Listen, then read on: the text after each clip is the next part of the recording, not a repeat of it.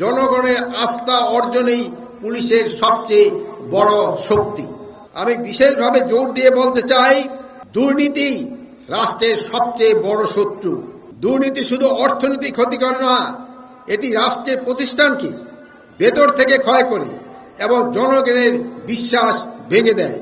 কোনো পুলিশ সদস্য যদি ব্যক্তি স্বার্থ, লোভ বা রাজনৈতিক সুবিধার অংশ হয়ে কাজ করে, তবে সে শুধু আইন ভঙ্গ নয়, সে রাষ্ট্রের ভিত্তিকেও দুর্বল করে।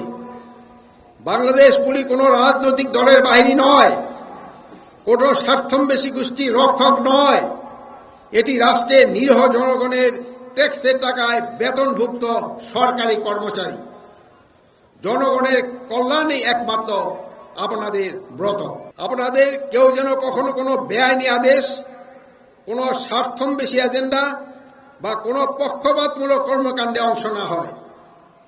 সাহস মানে শুধু বিপদের মুখে দাঁড়ানো নয়, সাহস মানে অন্যায় আদেশ না বলা, অন্যায়কে প্রশ্রয় না দেওয়া, জুলুমের বিরুদ্ধে অবস্থান নেওয়া, মজলুমের পক্ষে কাজ করা, দায়িত্ব পালনে ন্যায়ানুগ পন্থা অবলম্বন করা এবং নিজেকে সঠিক পথে অটল রাখা। সততা, নৈতিকতা, বিবেকেই হবে আপনাদের সবচেয়ে বড় পরিচয়। RICL TMX, যুগের পর যুগ স্থাপনা থাকে মজবুত।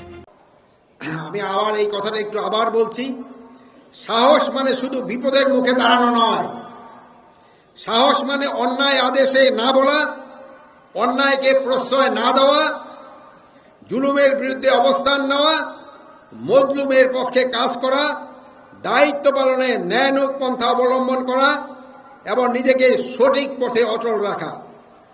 সততা, নৈতিকতা ও বিবেকেই হবে আপনাদের সবচেয়ে বড় পরিচয়।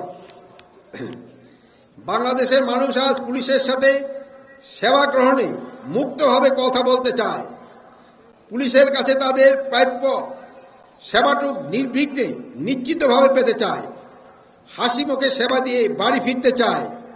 পুলিশের সেবা দিয়ে সন্তুষ্টি প্রকাশ করতে চায়, নিরাপদে বাঁচতে চায় এবং রাষ্ট্র প্রতিষ্ঠান হিসাবে পুলিশের কাছে জবাবদিহিতা প্রত্যাশা করে।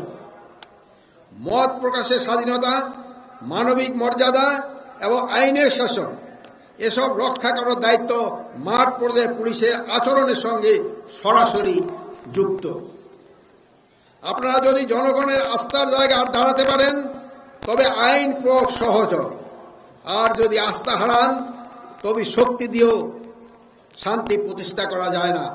বাংলাদেশ পুলিশের নবীন সদস্য হিসাবে আপনাদের কাছে আমাদের প্রত্যাশা, আপনারা মানবিক মূল্যবোধ, নৈতিকতা, সততা, দক্ষতা, বিচক্ষণতা, মানবিকতা এবং সেবাধর্মী মনোভাব দিয়ে কর্মজীবনে প্রবেশ করবেন।